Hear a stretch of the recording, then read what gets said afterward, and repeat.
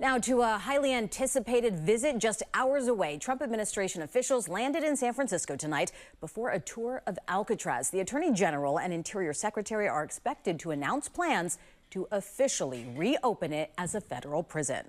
Good evening, I'm Ama Dates. Tonight, state and local leaders are slamming the idea, with Speaker Emerita Nancy Pelosi calling it the president's, quote, stupidest initiative yet. Her office is expecting legislation in the House that would pave the way for Alcatraz to reopen. The yet-to-be-introduced bill is expected to end environmental protections for Alcatraz and take away the National Park Service's control of the site. Pelosi's office says AG Pam Bondi and Interior Secretary Doug Burgum are visiting Alcatraz in the morning before visiting hours.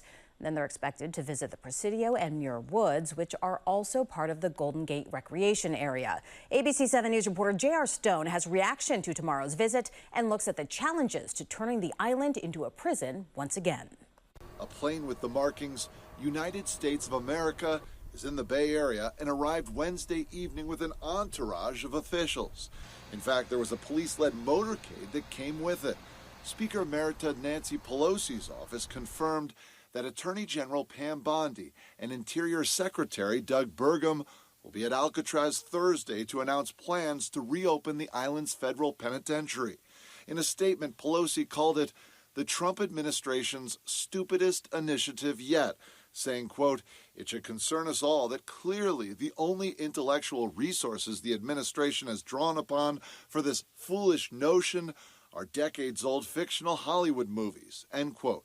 President Trump recently talked about renderings of a new facility. He first proposed the reopening in May and said this shortly after. It's a symbol of law and order. Here's ABC 7 News insider Phil Matier. He wants to make a statement about being tough on crime. He said Alcatraz worked in its day. It's time to bring it back in order to counter urban crime. But this, make no mistake, this is a photo op. This is a publicity stunt. This is a tour in order to capture the image of them in San Francisco on Alcatraz, declaring that Donald Trump is tough on crime, so tough that he's going to reopen the Rock. California Governor Gavin Newsom's press office issued a statement saying Pam Bondi will reopen Alcatraz the same day Trump lets her release the Epstein files. So, never.